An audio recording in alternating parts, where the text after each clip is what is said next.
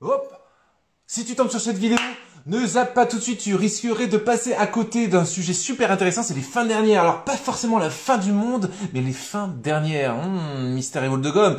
Reste avec nous si tu veux en savoir plus. Alors, nous sommes avec YouTube comme d'habitude. YouTube, ça va? Oh bah vous êtes nombreux. Est-ce que vous voyez bien à peu près? Bon, en tout cas, nous commençons de suite. Je vois qu'un certain Philippe est connecté. Ça me dit quelque chose. Alors, qu'est-ce que je vais dire? Donc, nous étions la dernière fois, nous avions commencé le chapitre 24 de Matthieu et nous allons poursuivre et même prolonger avec le chapitre 25. Enfin, on va voir, on va avancer. Donc, pour récapituler les choses, je suis dans le thème des fins dernières. Mais pour bien commencer ce thème, je trouve que c'était mieux de commencer par la parole de Dieu, évidemment. Tout commence là, quoi. Hein. Ensuite, on pourra éventuellement faire un petit tour, si j'oublie pas, du côté du catéchisme de l'Église catholique. Et enfin, on arrivera dans le côté croustillant des révélations mystiques. Voilà donc, super beau programme des semaines à venir. J'espère que vous allez rester connectés, branchés et tout et tout. Et c'est un sujet, je crois, qui est nourrissant, non pas parce que il s'agit de faire de la divination et savoir qu'est-ce qui va se passer et puis se faire des plans sur la comète. C'est surtout que c'est un sujet qui qui revient beaucoup dans la parole de Dieu, mais beaucoup, beaucoup vraiment.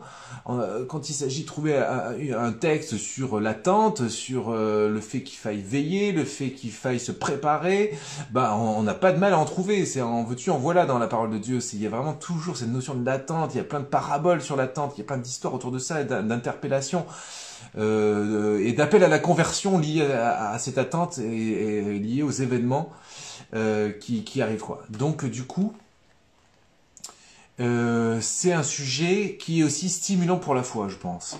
Moi, je trouve que c'est stimulant pour la foi parce que des fois, on ronronne et quand on commence à s'intéresser à ces histoires de fin dernière, etc., je dirais ça nous remet un peu, ça nous chauffe, quoi. Hein, vous voyez ce que je veux dire ou vous voyez pas ce que je veux dire? Donc voilà. Alors, voyons voir, disait l'aveugle. La dernière fois, nous avons donc commencé le chapitre 24. Le problème, c'est que je ne sais plus où est-ce qu'on s'est arrêté. Zut, ça va peut-être me revenir. Le voici au désert. Ampleur cosmique de cet événement. Ah oui, parabole du figuier. On avait commencé ça, non? On l'avait fait? Veillez à ne pas être surpris. Ouais, on l'avait fait et je crois qu'on s'était arrêté à la parabole du majordome. Voilà, et si je me trompe, bah, je reprendrai plus tard. À moins que vous m'aidiez, en vous lisant, peut-être vous allez savoir. Vous saurez me dire?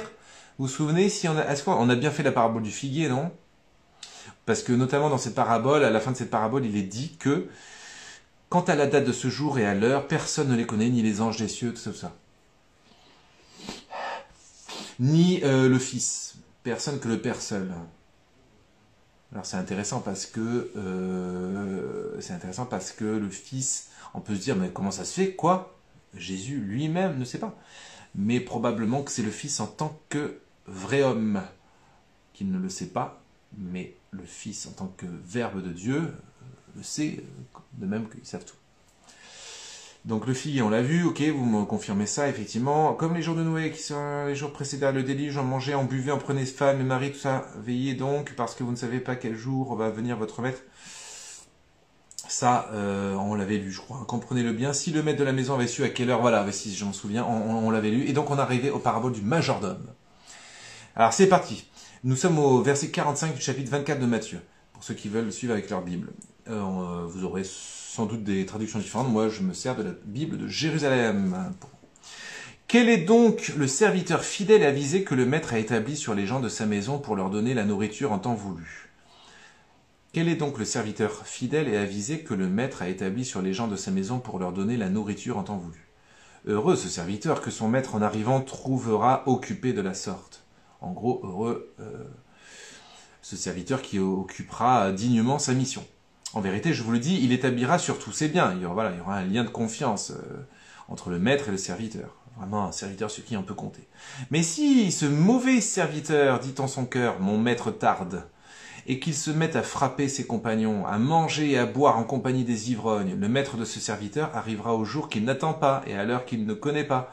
Il le retranchera et lui assignera sa part parmi les hypocrites. Là seront les pleurs et les grincements de dents. J'adore ça.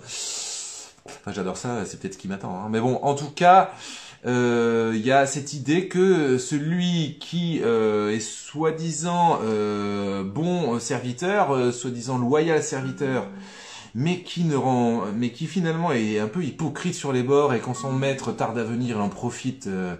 Le chat n'est pas là, les souris dansent. Ça va castagner, quoi. Ça va castagner. Ça va castagner.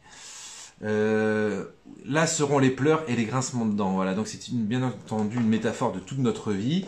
C'est-à-dire que nous, on pourrait être soi-disant les bons serviteurs, les bons cathos de service, etc. Et puis, parce que le bon Dieu tarde à venir, parce que peut-être aussi on ne sait plus voir sa présence dans nos vies, on finit par tout doucement glisser vers différents vices. Et donc, à force de glisser vers différents vices, on finit par être hypocrite, qui finit par avoir une espèce de dissonance entre notre identité pseudo-catholique et ce à quoi nous appelle notre être catholique. Et donc, on sera surpris. En fait, c'est ça. Ce qu'il faut retenir, c'est l'idée de surprise, en fait. Il faut faire attention à tous les glissements qui donnent à notre vie. Moi, j'ai cette sensation un petit peu de surprise quand je vais à Medjugorje. Pour ma part, je suis sûr que l'un ou l'autre d'entre vous avait peut-être des expériences similaires. C'est-à-dire qu'en gros, dans notre vie, souvent on glisse assez doucement, éventuellement, assez subtilement. On s'attiédite. L'attiédissement d'une eau chaude, c'est relativement lent. Hein. L'eau bouille, on enlève le feu de sous l'eau qui bouille.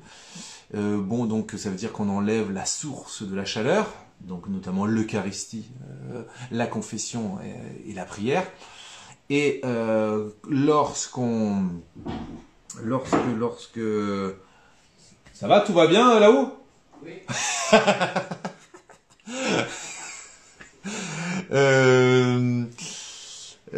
Non, vous avez dû remarquer que j'étais pas chez moi. Je taquine mon hôte, qui est quand même gonflé parce qu'il a la bonté de m'accueillir et de me prêter sa Wi-Fi. Et ça a l'air de bien fonctionner d'ailleurs. Hein. Dis donc, comme quoi les petits bleds de l'Orne, venez habiter dans l'Orne, les gars. Il y a la Wi-Fi, on peut connecter un YouTube et un Instagram en même temps. Et pourtant, ça pompe des gigas, ça. Hein. Bon, parlons pas trop vite parce que s'il faut, ça va beugler à un moment donné. Beugler ou bugger? Beugler, c'est moi et bugger, c'est les ordinateurs. Bon, je suis en train de m'éparpiller, de dire n'importe quoi. Qu'est-ce que j'étais en train de dire? Attendez, j'étais en train de dire quoi? On parlait de fin dernière, de la surprise, le glissement progressif. Et j'étais en train de vous dire que l'expérience de la conversion, c'est souvent que on s'est attiédi sans se rendre compte qu'on s'était attiédi. Et on va, je sais pas, par exemple, tout à fait par hasard, un exemple tout à fait par hasard, on va à Medjugorje. Et à Medjugorje, ce qu'on appelle le coup de poing Shrek, c'est-à-dire que là d'un coup on se souvient qu'en fait on est des gros tiédasses quoi, on est des tiédasses, froidasses, je sais pas quoi, mais en tout cas on a perdu le feu les gars. On s'est embourgeoisé quoi, on s'est permis des petits trucs. Moi je me souviens très bien qu'en 2012 quand je suis retourné 20 ans après ma conversion à Medjugorje, je m'étais un peu embourgeoisé. Pour vous dire, j'avais estimé que la prière du chapelet, vous m'avez déjà entendu le raconter sans doute dans des mots du jour ou quoi, mais c'est pas grave, pour les nouveaux, je vous le répète rapidement, je m'étais dit au fur et à mesure de ma vie de chrétien, je m'étais dit, oh le chapelet ça m'enquiquine.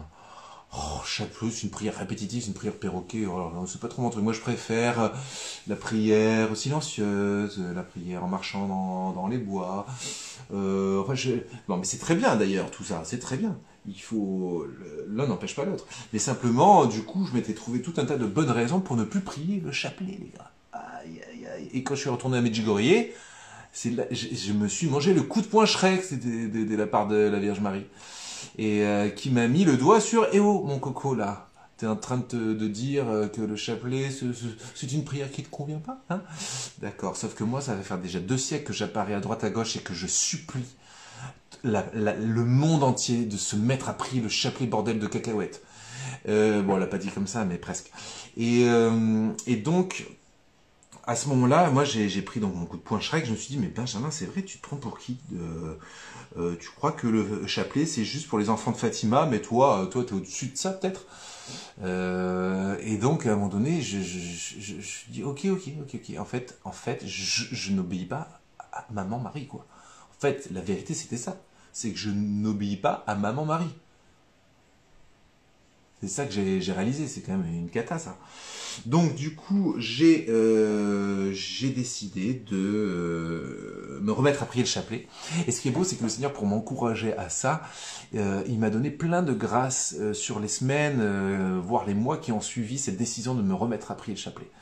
Grâce sur grâce, les gars. En fait, tout le temps qu'on pense perdre lorsqu'on prie en l'occurrence le chapelet, je m'apercevais que ça me faisait gagner du temps, les gars. Ça me faisait gagner du temps. C'est pas intéressant, ça? Oh, parce que tout le monde a entendu. Ça fait gagner du temps. Mais oui, je vous jure, mais vous savez, tout ce qui va dans le sens de davantage compter sur Dieu vous fait gagner du temps. Tous les obsédés du temps, comme moi, priez davantage. Rappelez-vous cette phrase de Saint François de Sales qui dit « Il faut une demi-heure par jour pour n'importe quel chrétien d'oraison ou d'adoration. » Je crois que c'est d'adoration. Mais si vous êtes très occupé, 1 heure d'adoration est préférable. J'adore. Et donc ça, cette logique-là, il faut vraiment la comprendre. C'est parce qu'on accepte de perdre. En plus, c'est beau la prière parce qu'on perd du temps. Vraiment, on perd du temps. Et le temps, on ne le rattrape jamais. On peut perdre de l'argent et le récupérer, en regagner de nouveau. Mais le temps, on n'en regagne jamais. Ce qu'on a donné, c'est foutu. Ça y est, c'est derrière nous. Vous vous rendez compte? C'est quand même fichtrement troublant cette histoire de temps, quoi. Sauf que quand on est plongé en Dieu, quand on compte sur Dieu, on sait que le temps qu'on perd pour lui, il nous le fait regagner. Est-ce qu'on a la foi ou est-ce qu'on n'a pas la foi, bordel de cacahuètes? Tiens, c'est mon expression du soir. Non, bordel, c'est quand même vulgaire. Je vais dire autre chose. Purée de cacahuètes, voilà. Ou alors hummus. Kamel, t'es là en plus. Spéciale dédicace. Donc, moi, ce que je voulais vous dire, c'est que par rapport à ces histoires de fin dernière, il y a un peu une notion, un rapport au temps. Ces fins dernières doivent nous stimuler et on ne peut pas se refroidir, quoi. On doit se dire, à tout moment, le Christ peut revenir. À tout moment, le châtiment peut arriver.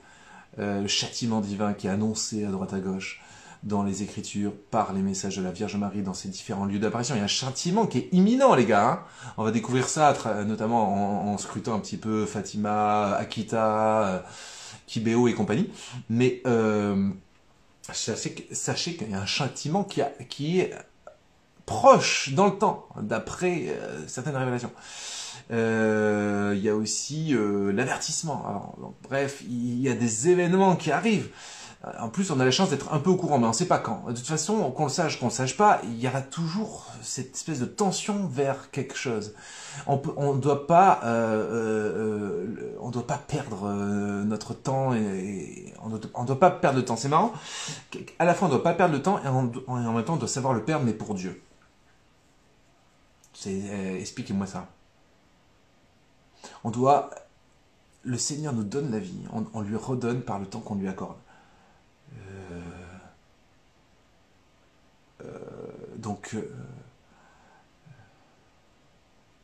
La purée de cacahuètes, c'est du beurre de cacahuètes, c'est vrai.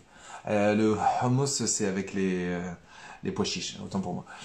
Alors, purée de pois chiches, on va dire. Donc voilà. Il y a... Moi, vous voyez, il y a... au fait, vous savez, j'en ai déjà parlé, donc il y a un livre qui va bientôt sortir aux éditions d'Artege. Alors du coup, le titre définitif, c'est « Tu as du prix aux yeux de Dieu ».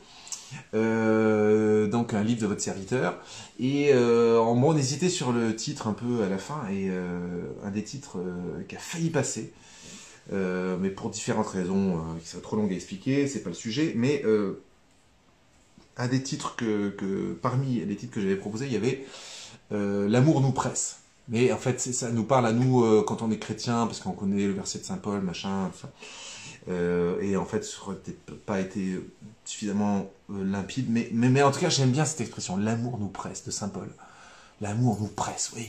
Ça, la charité nous presse. Ça me fait penser aussi, il y a une expression chez les Salésiens de Don Bosco, c'est le subito. On parle du subito de Don Bosco, c'est-à-dire, Don Bosco se dit, il n'y a pas de temps à perdre. Les âmes courent à leur perte, il faut se bouger le fion, quoi. Ça va? Pardonnez. Alors, tu as du prix aux yeux de Dieu, c'est beau aussi, hein, il n'y a pas de souci, comme titre, ça passe. Hein, mais... Voilà, donc, ça va pour la parabole du majordome. Qu'est-ce qu'on peut en dire encore? Donc voilà, en gros, c'est pas parce qu'on est des bons catholiques, parce qu'on coche un certain nombre de cases théoriques du bon catholique, c'est-à-dire, on va à la messe le dimanche, on se confesse une fois par an, on fait sa prière du soir, éventuellement sa prière du matin. Voilà, mais je me souviens d'avoir déjà dit ça 500 fois, mais bon, comme il y a régulièrement des nouveaux abonnés, je me dis... Et puis ça fait du bien à ceux qui l'ont déjà entendu aussi, puisque ça me fait du bien à moi-même de vous le dire. Donc je me dis...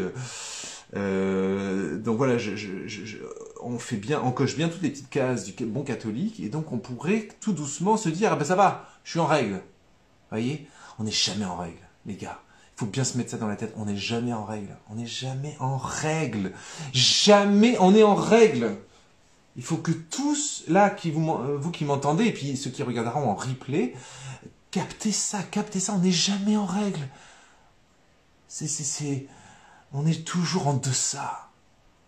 Il faut vraiment avoir... Ah, c'est lui, Liam. Il faut vraiment rentrer dans cette mentalité. Liam, ça tombe bien, reste avec nous. Il faut vraiment rentrer dans cette mentalité qu'on n'est jamais en règle. On aura beau cocher toutes les cases. Parce que vous savez quoi? Il y a un truc que nous-mêmes, on n'arrive pas à sonder de nous-mêmes, et encore moins chez les autres. Et que seul Dieu peut sonder, c'est les reins et les cœurs, comme dit la parole de Dieu. Seul Dieu sonde les reins et les cœurs. Et c'est quoi les reins et les cœurs? Magnifique expression, n'est-ce pas? Les reins et les cœurs, c'est l'intimité profonde, l'intention profonde, la conscience profonde, vous voyez? Ça, il n'y a que Dieu qui l'évalue. C'est pour ça que à acte extérieur égal, jugement non égal. On n'est pas dans l'égalitarisme. Cette égalité, c'est qui me fait suer là de plus en plus. Je sais même pas si c'était une bonne idée, mais bon, je vais pas rentrer en politique, mais d'imaginer que ça pouvait faire partie d'une devise, que ce soit de la France ou n'importe où d'ailleurs. Parce qu'il y a souvent une très mauvaise compréhension de c'est quoi l'égalité. Mais ça, c'est un autre débat. Mais ce que je veux dire, c'est que à deux actes, alors, prenons deux actes extrêmes, deux meurtriers, il y en a un, regardez, oh, on a l'exemple, je n'ai même pas cherché, je suis bête, les deux collègues de Jésus sur la croix, il y a a priori deux meurtriers, bon, peut-être qu'il y a des infos qu'on n'a pas, mais quand même pour en finir crucifié, a priori, il fallait avoir fait des actes de rébellion quand même assez graves, les Romains n'étaient pas non plus... Sinon, c'était une bonne flagellation, ils avaient des bonnes... c'est sûr qu'ils avaient des bonnes punitions, voilà, mais la croix, c'était quand même le supplice, quand même, pour sacré malfrat. Bon, ouais, a priori, on peut se tromper, mais on va quand même... Il y a un certain nombre de raisons de penser que les deux collègues de Jésus sur la croix étaient des meurtriers. En tout cas, des criminels, et ben, il y en a un qui va aller probablement en enfer parce qu'il est totalement fermé dans son orgueil, cet orgueil qu'il a sans doute pensé au vice, et l'autre qui va se retrouver au paradis le soir même, alors que c'est un criminel, quoi. Vous voyez, je ne sais pas si c'était les mêmes actes, on ne sait pas, mais moi ce que je veux vous dire, c'est que voilà, à acte égal, il va y avoir jugement différent parce que le Seigneur sonde les reins et les cœurs. Il sait ce qui a conduit un tel à devenir comme ça, à fauter. Et donc, c'est pour ça que Jésus nous surprend, merci beaucoup, à nous dire les publicains, les prostituées. Donc vraiment, quand il dit publicains, prostituées, les gens ils commencent à pousser déjà des cris d'horreur. Hein, les chefs religieux, etc. Oh, les publicains, oh, les prostituées, comme certains, excusez-moi, cathos d'aujourd'hui. Hein. Et donc, Jésus leur dit, vous allez être surpris, il y en a qui vont vous précéder. C'est pour ça que je vous dis, on n'est jamais en règle. Ok, jamais. Soyons prosternés devant la majesté de Dieu et disons-nous disons-nous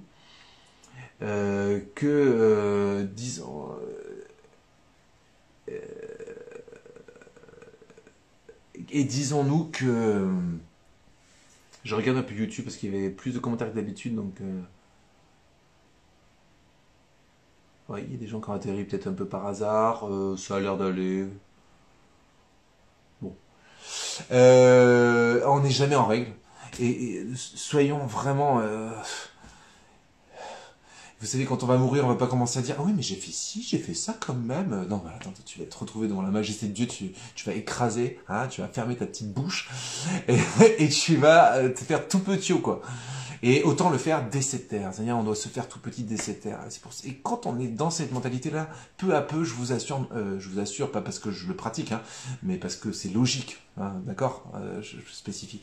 Et ben, je vous assure donc que plus on rentre dans cette mentalité-là, plus on devient incapable de juger qui que ce soit. Qui que ce soit. Même celui qui nous fait du mal. Parce que souvent on dit il faut pas juger, tant que c'est pas jugé Tartampion qui nous a pas agressé, ça va, on y arrive. Mais quand on est agressé par quelqu'un, là, arrêtez de le juger, c'est une autre histoire. Hein. Bon voilà, en tout cas, ayons vraiment cette humilité de comprendre qu'on aura beau s'évertuer à observer tous les commandements de Dieu. Alors pourquoi je dis ça aussi? Il y a un autre exemple, c'est que, vous savez, je réfléchis pas mal en ce moment. J'ai beaucoup évolué, vous savez que j'apprends tout le temps des trucs, hein. Et vous savez, j'apprends aussi des trucs beaucoup à travers les prédications, si je puis dire, à travers les enseignements et tout. En fait, le fait de prêcher, j'ose espérer qu'il y a un petit bout de Saint-Esprit qui se glisse, quoi, et du coup, j'apprends des choses. Je sais que ça peut paraître très... un peu le mec qui s'écoute parler, mais bon, tant pis. Moi, j'ai pas l'impression de dire ça avec orgueil, j'ai plutôt l'impression que c'est au contraire l'impression que finalement ça m'apprend des choses de parler parce que je laisse parler. En fait, j'ai l'impression parfois de laisser parler. Et du coup, j'écoute aussi ce que je dis en étant étonné, en apprenant des choses, hein, en vérifiant parfois, en me rendant compte que c'était... j'entends ça dans la bouche d'autres, ou alors de Jésus à des révélations mystiques. Je me dis, c'est assez étonnant. Et donc, parmi les choses que je redécouvre, c'est qu'en fait... avant, je parlais beaucoup de la charité et de l'amour. Je ne regrette pas, et il faut continuer à le faire. Mais quand j'épluche les messages de la Vierge Marie dans ses différentes apparitions, elle parle aussi d'amour, notamment à Medjugorje beaucoup, mais en fait, dans les apparitions où elle a moins parlé, elle cible en fait plutôt sur la prière et la pénitence. Intéressant ça, hein? Intéressant. Et on pourrait se dire, mais alors pourquoi elle parle pas plus que ça de la charité? Ça m'a... vous voyez ce que je veux dire ou pas là? Est-ce que vous voyez où je veux en venir? Je vous laisse un peu cogiter. Et pendant ce temps, je vais goûter à l'adorable tisane préparée par mon digne hôte. Ça a le parfum de l'amour et de la délicatesse. Alors, puisqu'on parle d'amour, ça tombe bien. Donc, je me disais, je reprends le fil, je voulais vous faire un peu cogiter, comment ça se fait que la Vierge Marie ne parle pas tant d'amour que de prière et de pénitence, de sacrifice jeûne, beaucoup. Et le primat de la prière surtout. On pourrait se dire quoi? Ça veut dire qu'elle encourage à prier plus qu'à pratiquer la charité? Pourtant, on lit quand même régulièrement, voilà, au soir de la vie, comme dit Saint Jean de la Croix, vous serez jugés sur l'amour. Matthieu 25, justement, le chapitre qui suit, là qu'on va découvrir, on va découvrir combien Jésus dit que ce que vous faites les uns aux plus petits d'entre vous, c'est à moi que vous le faites. Il s'identifie aux plus pauvres parmi nous, et en disant que ce que vous faites à eux, c'est à moi que vous le faites. Bon, donc ça a l'air de magnifier la charité. Hein. Donc il n'y a pas de souci sur l'importance de la charité, mais en fait, regardez, c'est très simple, c'est parce que... Alors, attends, non, je vous pose la question. À votre avis, pourquoi elle insiste davantage sur la prière que sur la charité? Voilà. C'est ça, je voudrais que vous cogitiez un peu, à votre avis. Faites-moi des propositions de réponse, je vais vous lire. Et je vous lis à haute voix, comme ça, ceux qui suivront en replay, qui ne verront pas les commentaires, pourront les savoir.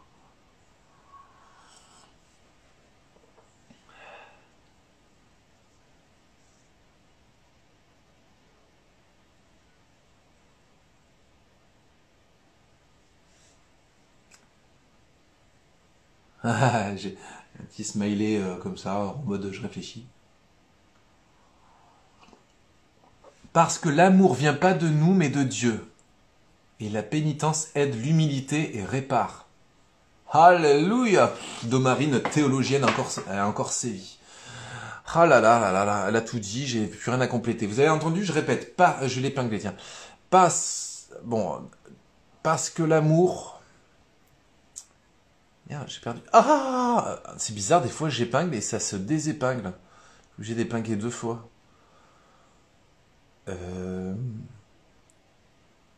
Donc parce que l'amour vient pas de nous, mais de Dieu. Donc en fait, voilà, ce qu'elle veut dire, je pense, de Marie, c'est que la prière, ça nous connecte au seul amour qui soit. Parce que quand on est dans la charité, on risque de penser que c'est nous qui aimons. Et dans cette pensée-là, il y a beaucoup d'orgueil. C'est pour ça que la primauté de la prière, la primauté de la foi, en gros, il n'y a pas d'amour sans foi.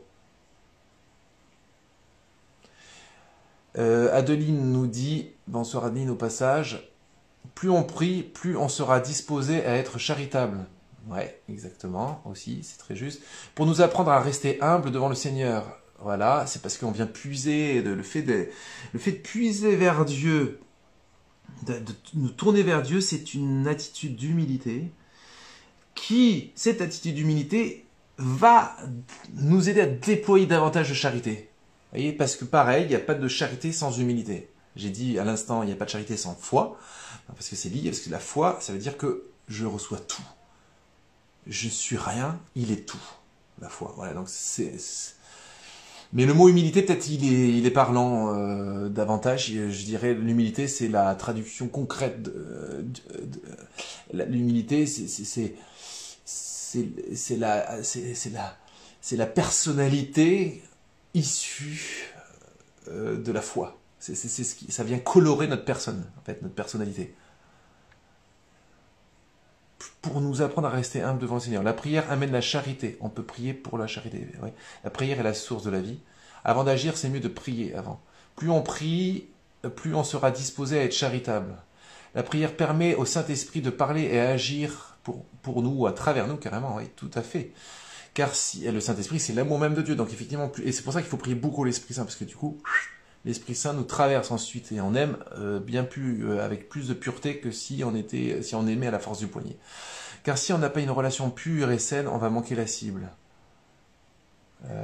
J'ai du retard. Oh là là, vous avez vraiment beaucoup. Bravo, c'est exactement cela.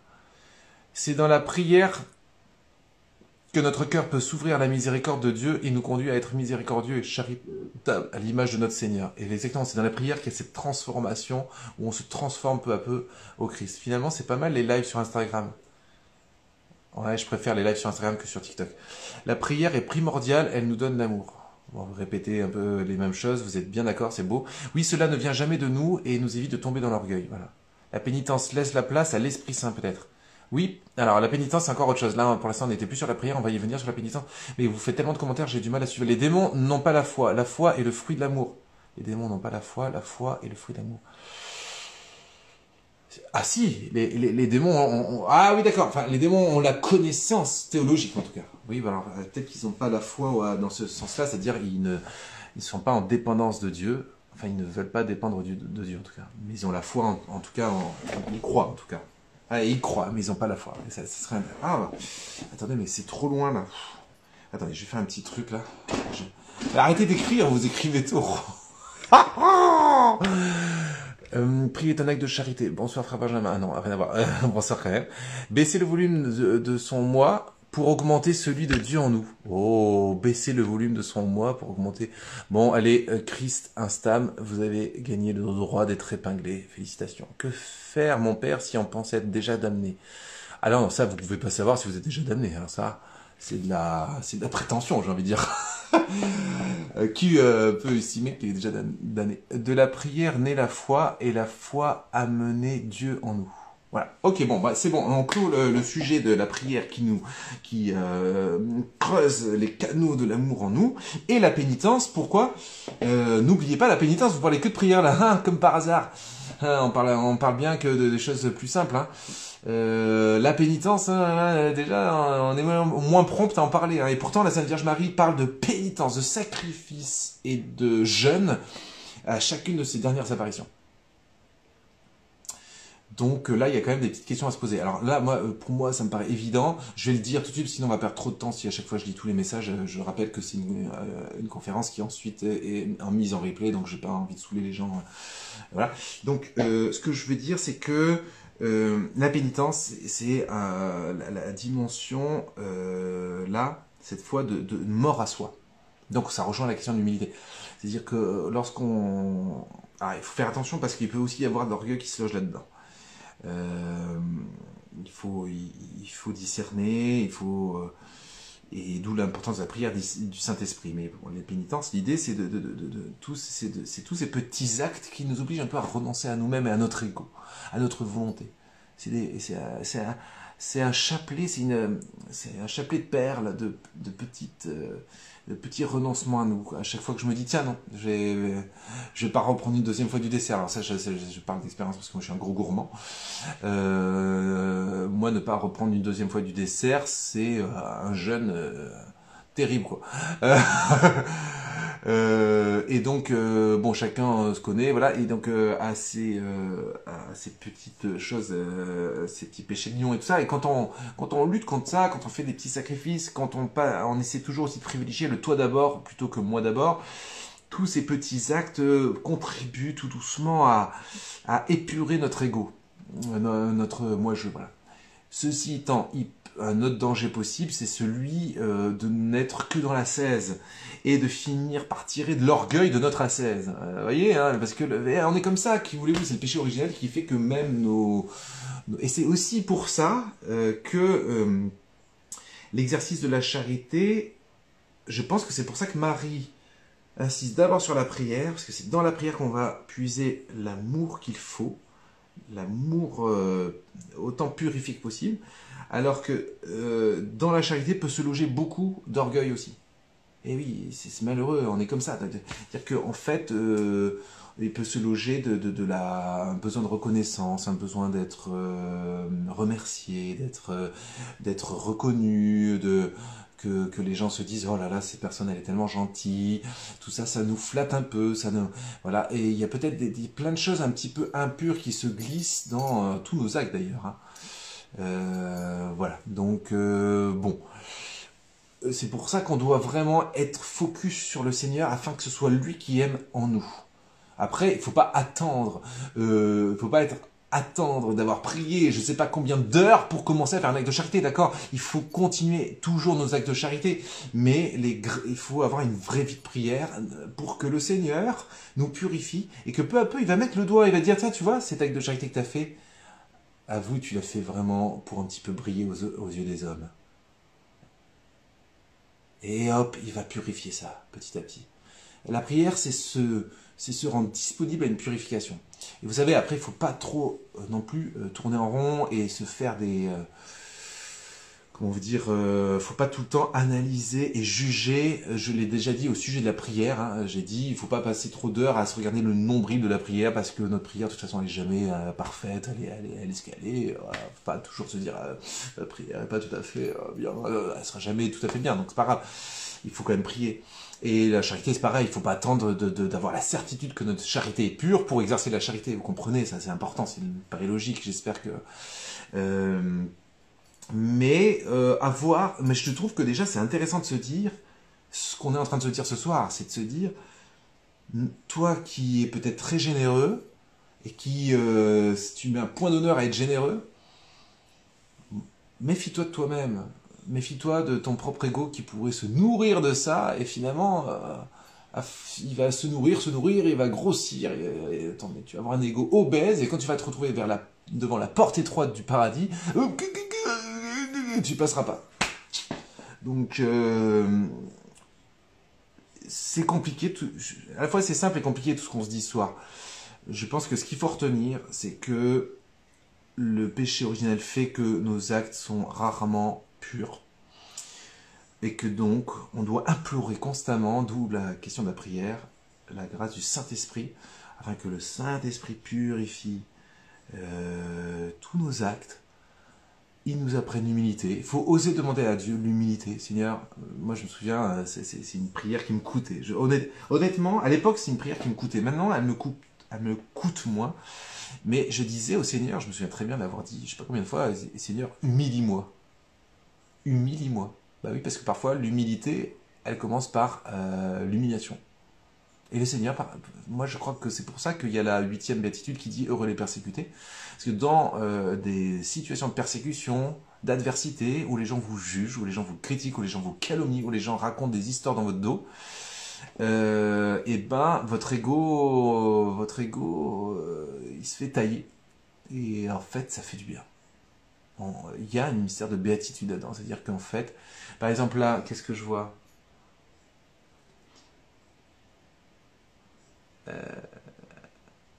Non, bon là ça va. Mais non, parce que j'ai une personne sur YouTube qui ne souscrit pas à la théologie catholique, mais je crois pas qu'il parle mal de moi. Mais des fois ça arrive. Quand quelqu'un parle mal de moi sur le chat, bah c'est des petites choses, mais ça purifie. Hop, tiens, tu redescends un peu, tu te dis bah tiens, Benjamin, tout le monde n'est pas d'accord avec toi. Donc n'oublie pas ça, garde les pieds sur terre, enfin voilà. Voilà.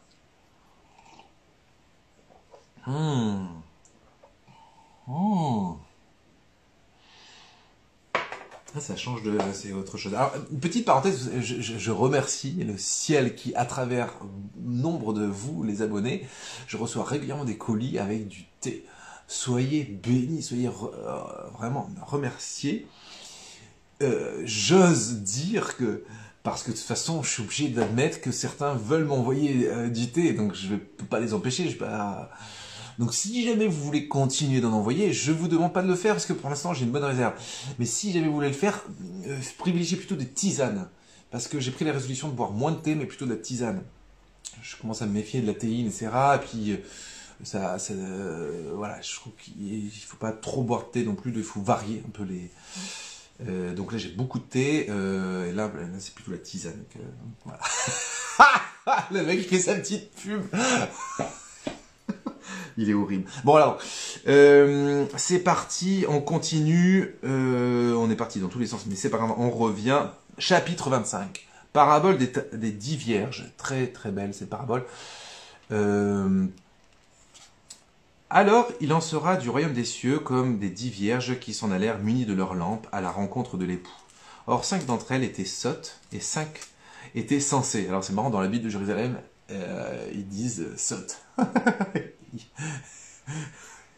5 d'entre elles étaient débiles. Les pauvres vierges. Et 5 étaient sensées. Voilà. Les sottes, en effet, prirent leur lampe. Alors, je ne sais plus comment c'est traduit dans la traduction liturgique. C'est les 5... je ne sais pas si c'était folle ou insouciante, je crois. Les 5 d'entre elles étaient insouciantes, je crois que c'est traduit dans d'autres Bibles. Et 5 étaient sensées. Les sottes, en effet, prirent leur lampe, mais sans se munir d'huile. Pouah! Ah, qu'elles sont bêtes. Bah, elles se sont dit, bah voilà, tout va rouler, il n'y a pas de raison de se munir d'huile, ça va le faire. Mais elles n'avaient pas anticipé qu'il peut y avoir du retard. Tandis que les sensées, en même temps que les lampes, prirent de l'huile dans des fioles. Comme l'époux se faisait attendre, elles s'assoupirent toutes et s'endormirent. Mais à minuit, un cri retentit. « Voici l'époux, sortez à sa rencontre !» Alors toutes ces vierges se réveillèrent et apprêtèrent leurs lampes. Et les sottes de dire aux sensés, oh, « Donnez-nous de votre huile, car nos lampes s'éteignent. » Vous imaginez que je lis l'évangile comme ça dans l'église. Mais celles-ci leur répondirent, il n'y en aurait sans doute pas, il n'y en aura sans doute pas assez pour nous et pour vous. Allez plutôt chez les marchands et achetez-en pour vous. Elles étaient parties en acheter quand arriva l'époux. Celles qui étaient prêtes entrèrent avec lui dans la salle des noces et la porte se referma. Finalement, les autres vierges arrivèrent aussi et dirent « Seigneur, Seigneur, ouvrez-nous, ouvre-nous » Mais il répondit « En vérité, je vous le dis, je ne vous connais pas. » Ça clash. En vérité, je vous le dis, je ne vous connais pas. Veillez donc, car vous ne savez ni le jour ni l'heure. C'est intéressant ou c'est pas intéressant, là, ce que je raconte? En vérité, je vous le dis, je ne vous connais pas. Veillez donc, car vous ne savez ni le jour ni l'heure. Donc voilà, c'est toujours cette même idée d'être prévoyant. Cette fois, on est sur la question de la prévoyance. C'est beau quand même, hein. C'est une autre notion encore de celle de la fidélité du serviteur. Le serviteur qui doit être fidèle, et la fiabilité. Qu'on soit fiable et fidèle quelque part. C'est ça la parabole un peu du majordome. Et là, à travers la parabole des 10 vierges, on a la question de la prévoyance. Ah, ça me fait penser aux assurances. Prévoyance, c'est un terme très à la mode, mais finalement, c'est d'abord c'est une notion évangélique, c'est-à-dire le fait de se dire, mais c'est pour ça que je suis content de partager avec vous toutes ces conférences sur les fins des temps, parce que je crois qu'il faut de temps en temps un petit peu se tenir au jus de ce qui se passe au niveau de la fin des temps, afin de pas être complètement à la base, quoi, comme les 5 vierges sottes. comme les 5 vierges débilos, quoi. La parole de Dieu, j'adore, parce que il se soucie pas de... Oui. Donc, et c'est fort, ça, vous vous rendez compte? Elles arrivent, et parce qu'elles arrivent en retard, parce qu'elles n'ont pas prévu, c'est fou, hein, on pourrait se dire c'est sévère, hein, c'est sévère. Mais regardez, moi j'aime cette sévérité parce que quelque part, le bon Dieu convoque notre sens de la responsabilité. Être responsable, répondre de nos actes. Mon acte, c'est de ne pas avoir été prévoyant. Et ben, je récolte ce que j'ai semé, quoi. J'ai pas prévu suffisamment d'huile. Voilà,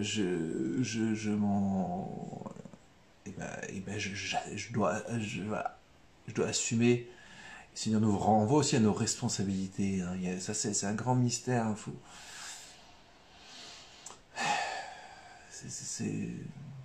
Ça, c'est troublant. Hein. Des fois, je me dis... le Seigneur, même dans son jugement, ne nous ôte pas toute responsabilité. Quoi. Au contraire, c'est celui qui cerne le plus notre responsabilité, mais en tout cas, en aucun cas, il nous l'ôte, quoi. C'est pour ça qu'il ne faut pas... Ceux qui pensent que être chrétien, c'est trop facile, on a la confession et ça y est, c'est réglé. Ce serait un peu comme penser que j'ai pas prévu la réserve d'huile, je vais arriver en retard, mais ça va le faire. Eh ben non. Ça suffit pas de se confesser. S'il n'y a pas une vraie contrition, s'il n'y a pas un esprit de conversion et de pénitence, ne croyez pas que c'est non. C'est pas le pardon facile. Parce qu'il n'y a pas de miséricorde sans justice. La justice, c'est celle qui convoque notre responsabilité, justement. La miséricorde, elle fait voler en éclats certaines de nos logiques humaines, ça c'est clair. Mais la miséricorde n'efface pas, n'écrase pas, n'empêche pas la justice de Dieu. Il y a un mariage des deux, et c'est ça dont est constitué le jugement divin. Voilà, donc c'est pour ça que je trouve ça beau, parce que ça ne nous ôte pas. Si vous voulez, le pardon ne peut pas être facile. Le pardon peut être facile à un animal, parce qu'il suit son instinct, mais nous, on ne suit pas nos instincts, normalement. À moins d'être totalement handicapé, totalement débile au sens fort du terme. C'est-à-dire, par exemple... arriver au monde avec un handicap mental très fort qui fait qu'on n'est pas maître de nos gestes, de nos paroles, ou si tant est qu'on ait accès à la parole, enfin voilà. Mais donc en gros, on n'est pas des animaux doués d'un seul instinct. On a une véritable conscience, et ça, le Seigneur ne l'ignore pas dans le jugement dernier. C'est pour ça que nous... on doit constamment se confier en Dieu, compter sur lui, être des petits-enfants dépendants de sa grâce, parce que sans sa grâce, de toute façon, on est foutu. Voilà. Amen ou pas amen? Amour et vérité se rencontrent, justice et paix s'embrassent, dit le psaume. Voilà, alors donc ça c'était la parabole des vierges. J'avance un peu parce qu'il y a tellement de choses à dire sur le thème des temps fin dernière. Il reste déjà plus qu'un quart d'heure. Alors, je ne lis pas tous vos commentaires, mais je vois qu'ils sont très intéressants. Vous pouvez lire les commentaires des copains. Je crois que sur YouTube aussi.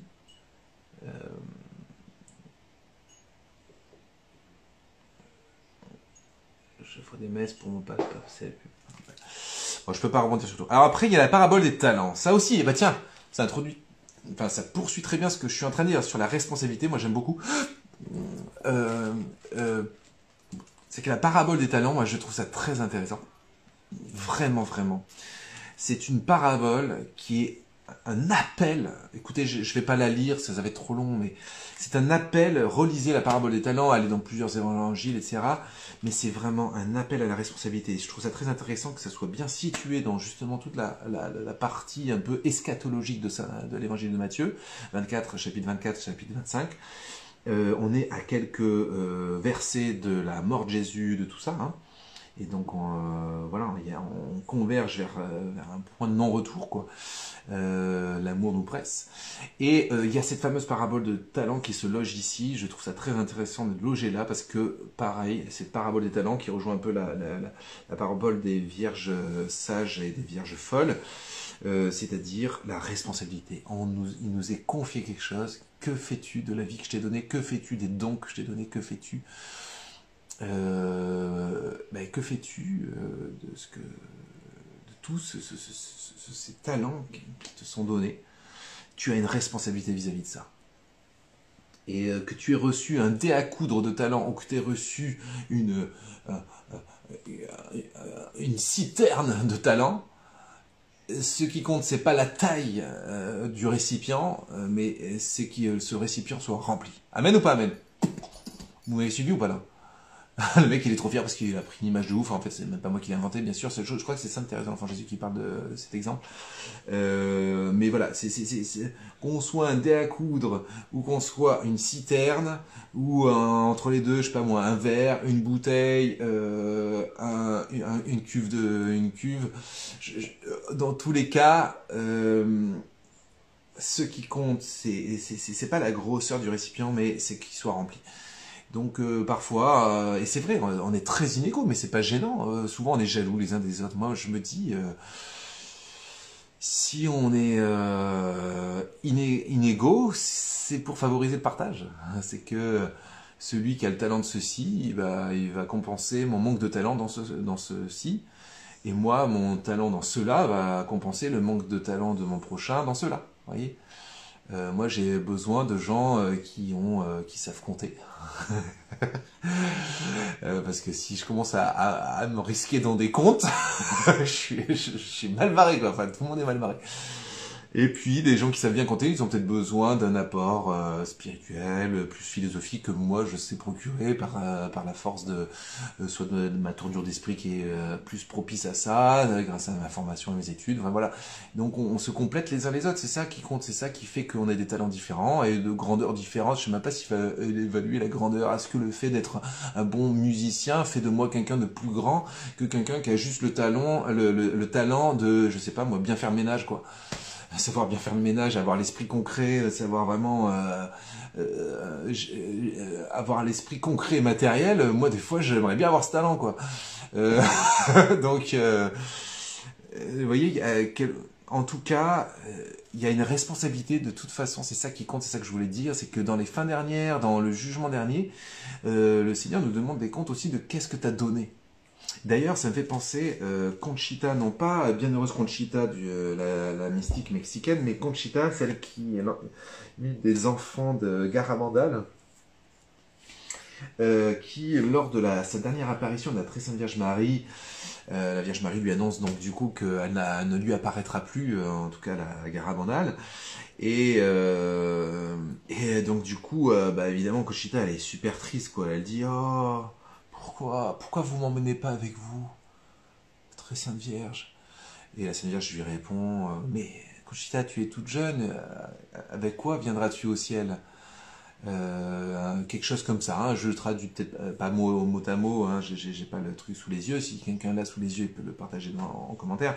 Mais en gros, la Sainte Vierge lui explique, mais voilà, tu dois encore un peu sévir sur terre pour venir au ciel les mains pleines de l'amour, des dons que tu auras déployé, développé. Voilà, c'est un peu ça l'esprit. Voilà. Je me souviens plus de la phrase exacte, mais voilà. Alors c'est curieux, on pourrait se dire, parce que des fois il y a des enfants innocents qui n'auront pas eu le temps d'aimer et qui vont quand même, qui meurent quand même. Bon, donc je crois que, en tout cas, c'est la réponse de Marie à Conchita. Voilà.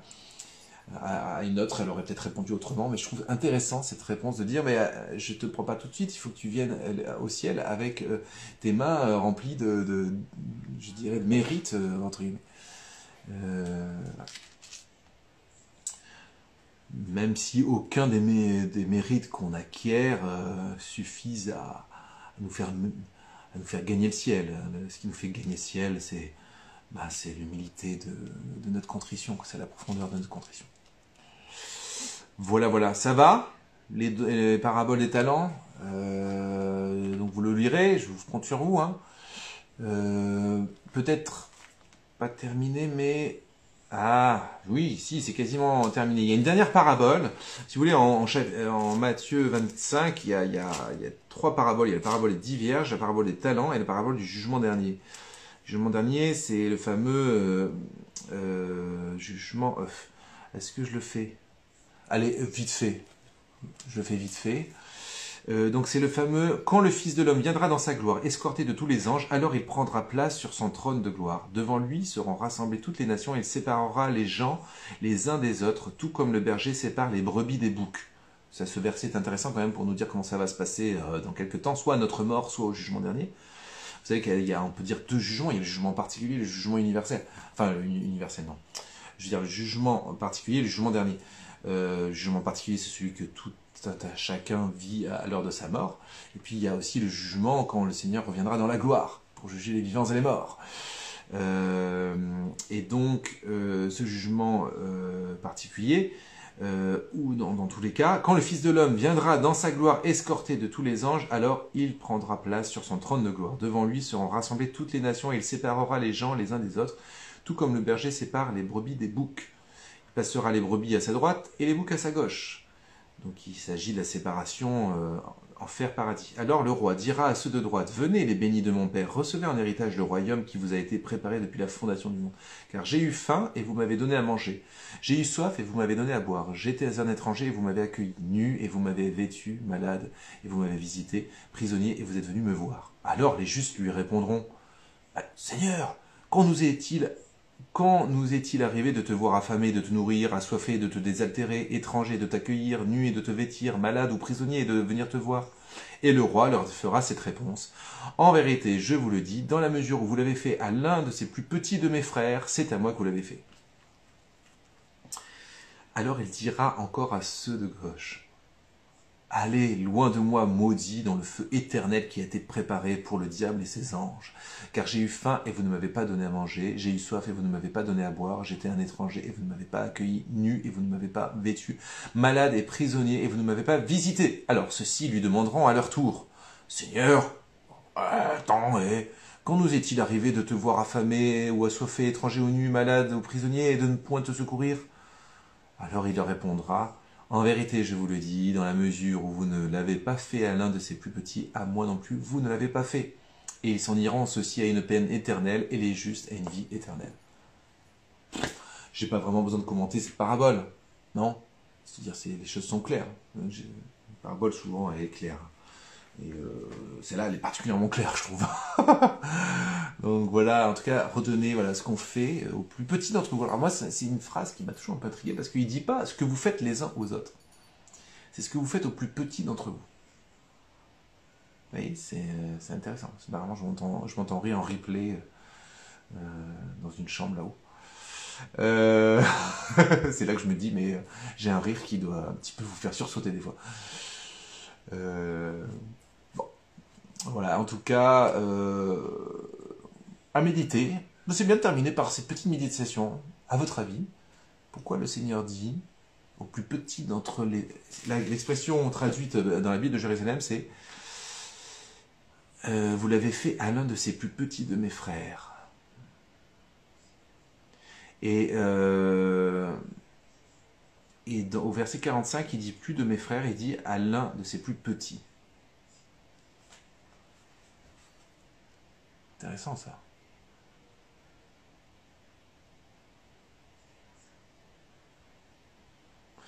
Donc vous voyez, si on devait faire la synthèse de tout ce qu'on s'est dit, à la fin de... c'est tout, je répète combien c'est juste la phrase de Saint Jean de la Croix qui je dirais, résume toute la destinée humaine. Il dit, au soir de la vie, vous serez jugés sur l'amour. Mais bien sûr, parce que Dieu est amour, donc il juge à l'aune de lui-même. Il est amour, donc c'est l'amour même qui nous juge, et c'est sur l'amour qu'on est jugé. Mais cet amour, ce qui féconde l'amour, ce qui permet l'amour, c'est Dieu seul. Dieu seul. On pourrait dire Dieu est amour, mais en fait Dieu seul est amour. Comprenez? C'est-à-dire que toutes les fois où nous-mêmes on... Ah, Martin, tu m'as manqué, plutôt quelques heures.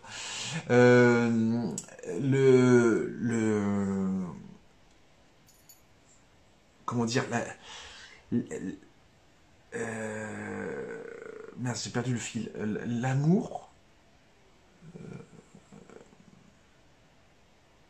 Donc on sera jugé sur l'amour, ça c'est une évidence. Mais l'amour, il n'y a qu'un seul amour, c'est Dieu, et c'est Dieu qui aime à travers nous. Vous voyez, c'est ça que... Si bien que d'ailleurs, lorsque vous allez faire des actes de charité dans votre vie, j'espère tout au long de votre vie, même tout au long de votre journée, hein, il vaudrait mieux même dire ça tout au long de votre journée, c'est parce que l'amour c'est tout au long de votre journée, de votre vie quotidienne, très concrète. Et ben, je dirais qu'il faut bien vous mettre martel en tête que, je sais pas s'il y a Francis Martel qui est là, mais de vous mettre martel en tête que c'est de la charité de Dieu qu'il faut aimer. Tout amour, en fait, on n'aime pas, on est traversé par l'amour. Et moi, j'ai renoncé à aimer, entre guillemets. Peut-être je veux terminer par cette idée choquante, mais moi, frère Benjamin, qui vous parle, j'ai renoncé à aimer. Si vous voulez, à un moment donné de ma vie, je me suis bien rendu compte que je ne savais pas aimer. Que j'aimais mal, que c'était toujours pas comme il faut. Enfin, c'est un but de moi, il y a un but de ma personne. Voilà. C'est trop un but de ma personne, l'amour que je pourrais déployer, quoi. Et donc, quand j'ai réalisé ça, je me suis dit, bon, moi j'arrête d'aimer. Par contre, je me tourne vers toi, Seigneur, et j'ai répété à longueur de temps cette phrase de Saint François d'Assise, paraît-il, qui dit, Père, fais que j'aime comme tu aimes. C'est-à-dire, fais que j'aime comme tu aimes. C'est-à-dire, j'aime comme tu aimes. L'amour, je vais aimer comme tu aimes, c'est-à-dire, en fait, il n'y a que toi qui peux aimer à travers moi. C'est plus moi qui aime, c'est toi qui aimes à travers moi. Amen ou pas amen? Voilà. Bon, ben, on arrive au bout de l'heure, et ben, je propose qu'on passe à la partie prière. Si vous avez aimé cette petite conférence biblique du vendredi soir, n'hésitez pas à partager. Si en écoutant ça vous a fait penser à un tel, ah tiens, il faudrait qu'il écoute ça, partagez quoi. C'est une façon un peu d'évangéliser. Moi, je sais pas, mais je passe ma vie à écouter plein de conférences. Dès que j'ai une conférence, je me dis, ah, ça me fait souvent penser quand j'écoute des conférences, je pense à un tel et je lui envoie. Voilà. Et ben, Dieu vous bénisse et à très vite. Je coupe avant qu'on dépasse l'heure.